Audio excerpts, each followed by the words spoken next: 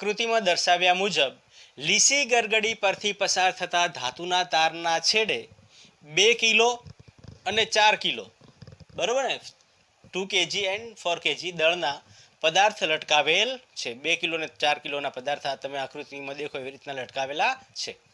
હવે ધાતુનું બ્રેકિંગ તણાવ જે આપ્યું છે, બ્રેકિંગ તણાવ પ્રતિબળ આપ્યું છે, એ આપણને કેટલું આપ્યું છે? 2 × 10⁵. હવે અહીંયા તમને મહત્તમ આ જે આપ્યું છે ને એ તમને મહત્તમ મતલબ ધાતુનું બ્રેકિંગ તણાવ પ્રતિબળ, મહત્તમ બ્રેકિંગ તણાવ પ્રતિબળ કેટલું આપ્યું છે? મહત્તમ લખ્યું નથી ને? અચ્છા, હું જોઈ લઉં ક્વેશ્ચનમાં એ મહત્તમ છે કે કેમ, જસ્ટ જોઈ લઉં. અચ્છા, મહત્તમ નથી. ચલો, ધાતુનું બ્રેકિંગ તણાવ જે આપ્યું છે એ આપણને કેટલું આપ્યું છે?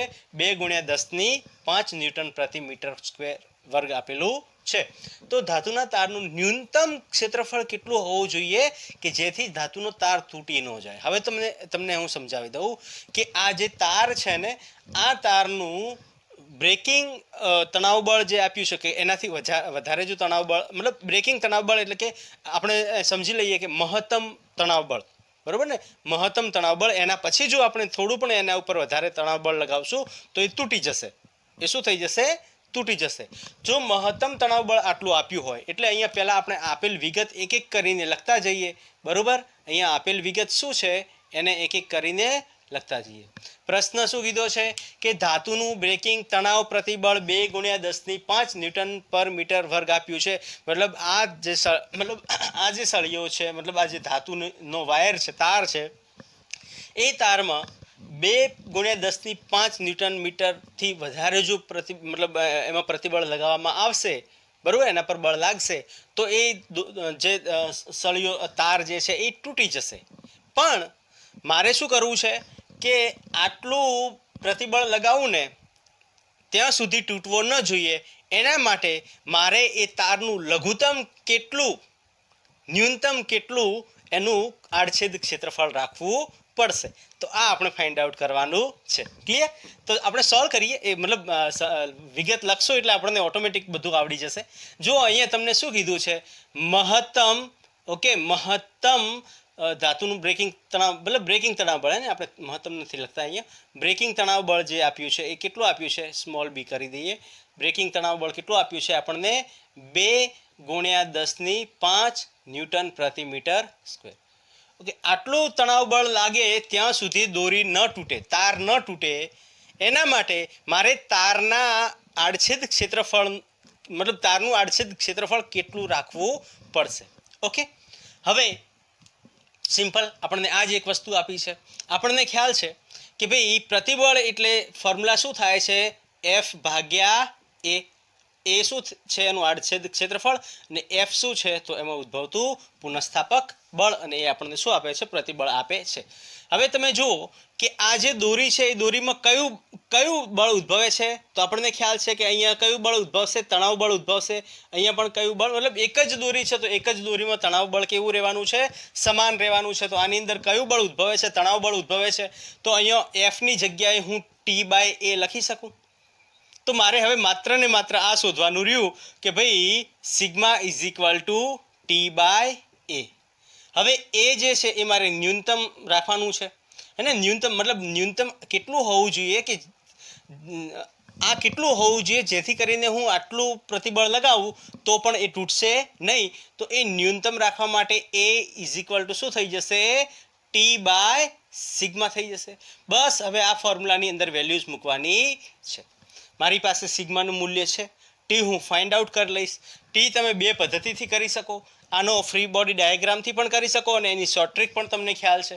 તો હું સૌથી પહેલાં શોર્ટ ટ્રીક થી સોલ્વ કરાવી દઉં. શોર્ટ ટ્રીક આપણી પાસે તણાવ બળ શોધો, આવી કન્ડિશનમાં તણાવ બળ શોધવાની શોર્ટ ટ્રીક આપણી કઈ છે?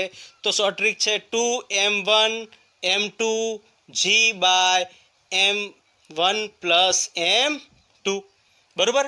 આની અંદર વેલ્યુઝ મૂકી દો. ચલો ભાઈ, અહીંયા આપણને આપેલ વિગત બીજી શું છે? તો કે ભાઈ m1 આપ્યું છે 2 kg, બરોબર, અને m2 આપ્યું છે 4 kg. બીજું શું આપ્યું છે કે ભાઈ g = 10 મીટર પ્રતિ સેકન્ડ લેવાની વાત કરી છે. તો બસ વેલ્યુઝ મૂકી દો. તો આ થશે 2 × 2 × 4 × 10 ભાગ્યા 2 + 4. આ સોલ્વ કરશો 2 × 4 16 160 ભાગ્યા આ કેટલું થશે 6 થશે. અને ફર્ધર સોલ્વ કરશો તો 80 3 દુ 6 3 દુ 6 બરોબર. અને આ થઈ જશે 8 દુ 80 મતલબ 80 દુ 160 તો આ થઈ જશે 80 ભાગ્યા 3. ઓકે. અને આ જે છે આની અંદર વેલ્યુઝ મૂકી દો તો a ઇઝ ઇક્વલ ટુ ન્યૂનતમ એનું મૂલ્ય કેટલું હોવું જોઈએ તો કે 2 ગુણ્યા 10⁵ ભાગ્યા સિગ્મા અહીંયા આવી જશે બરોબર ને. નહીં ઉલટું લખ્યું ને, સોરી ઉલટું લખાઈ ગયું. અહીંયા ઉપર તણાવ બળ છે તો આ થશે 80 ભાગ્યા 3 ડિવાઈડ બાય 2 ગુણ્યા 10 ક્યાં ગઈ 5. ઓકે. સોલ્વ કરો ચલો જલ્દી આને સોલ્વ કરો તો આ થશે 80 ભાગ્યા 6 ગુણ્યા 10⁻5. ઓકે 80 ભાગ્યા 6. અને કઈ રીતના સોલ્વ કરશો 3 દુ 6 4 દુ 8 તો આ થશે 4 ભાગ્યા 3 સોરી 40 ભાગ્યા 3 ગુણ્યા 10⁻5. એને ફર્ધર આ 4 ને આવી રીતના કરી દઈશું તો 4 ભાગ્યા 3 અને 0 આની અંદર લઈ લઈશું એટલે 10⁻4 થશે. 4 ભાગ્યા 3 શું થાય 1.33 અને 1.33 ગુણ્યા 10⁻4 મીટર સ્ક્વેર બરોબર. તો આપણે જવાબ શેમાં લાવવાનો છે સેન્ટીમીટર સ્ક્વેરમાં લાવવાનો છે. તો સેન્ટીમીટર સ્ક્વેરમાં જવાબ શું આવશે 1.33 સેન્ટીમીટરનો વર્ગ. ક્લિયર. તો જવાબ આપણો કયો આવશે સાચો જવાબ ડી સાચો જવાબ આવશે. ક્લિયર. અહીંયા સુધી આપણો સાચો જવાબ કયો આવશે D will be the right answer. અહીંયા સુધી કોઈને ડાઉટ નહીં ને. અચ્છા હવે ચલો શોર્ટ ટ્રીક તો તમને આવડતી હોય તો તમે કરી શકો પણ ઘણા સ્ટુડન્ટ એવા હોય છે કે જેમને શોર્ટ ટ્રીક ના ખબર હોય તો આને કઈ રીતના સોલ્વ કરવું એની વાત કરીએ. જો શોર્ટ ટ્રીકથી આપણને ટીનું મૂલ્ય અહીંયા કેટલું મળ્યું ટી ઇઝ ઇક્વલ ટુ 80 ભાગ્યા 3 મળ્યું કે ના મળ્યું. ટી ઇઝ ઇક્વલ ટુ આપણને કેટલું મળ્યું 80 ભાગ્યા 3. હવે આ તો શોર્ટ ટ્રીક જો તમને ફાવતી હોય ખ્યાલ હોય તો પણ માનો કે શોર્ટ ટ્રીક ન ખબર હોય તો કઈ રીતના સોલ્વ કરવો આ પ્રશ્નને એ પણ આપણે સમજી લઈએ. હવે જુઓ તમે કે આપણે ન્યૂટનના ગતિનો બીજો નિયમ અહીંયા લગાવવાનો છે. તમે જુઓ કે અહીંયા 4 kg છે તો ઓબ્વિયસલી નીચેની તરફ કેટલા ન્યૂટન બળ લાગતું હશે 40 ન્યૂટન.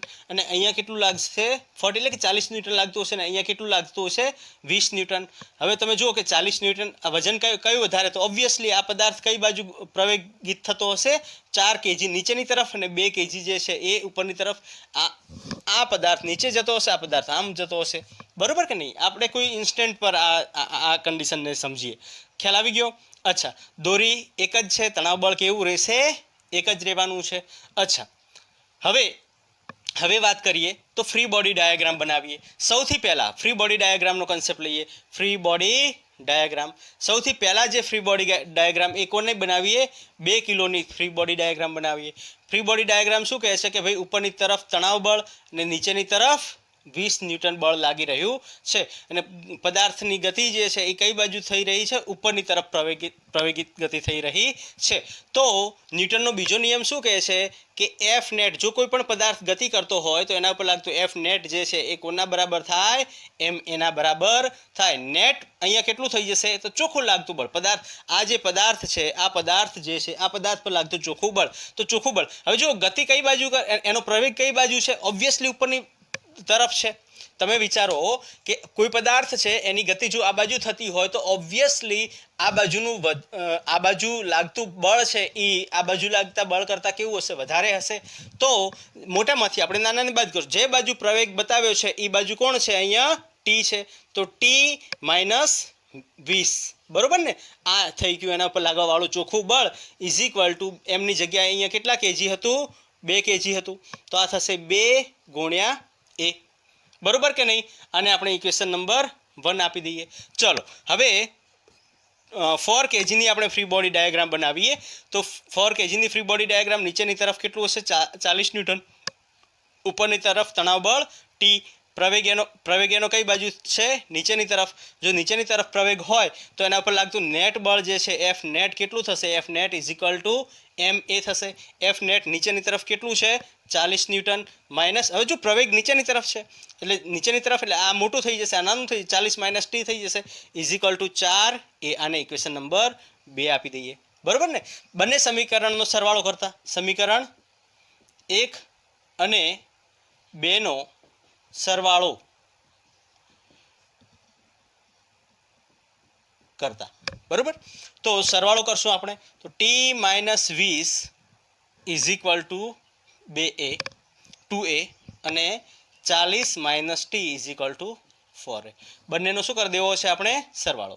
તો આ ટી, અચ્છા આમાં સરવાળો કરશું એટલે આ -20 + 40 એટલે આ થઈ જશે 20 ઇઝ ઇક્વલ ટુ 4 ને 2 આ થઈ જશે 6a. તો પ્રવેગ આપણને કેટલો મળશે?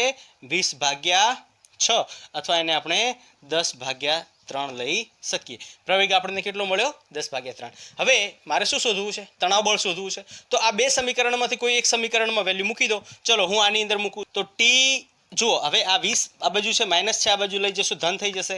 તો 20 + 2 × 10, 2 × 10/3, તો આ તો 20/3 થઈ જશે.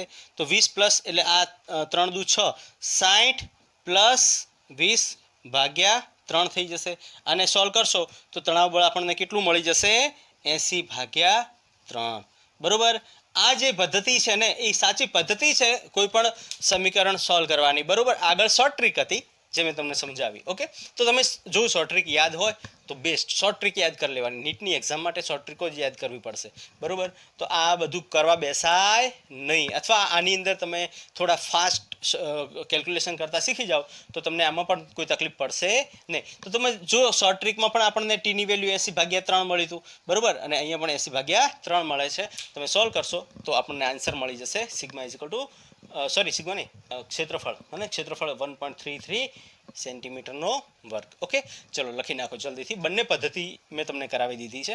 આગળની પદ્ધતિ પણ કરાવી અને બીજી પદ્ધતિ પણ કરાવી. ઓકે, ફ્રી બોડી ડાયાગ્રામનો ઉપયોગ કરીને પણ તમે સોલ્વ કરી શકો છો. લખી નાખો ચલો.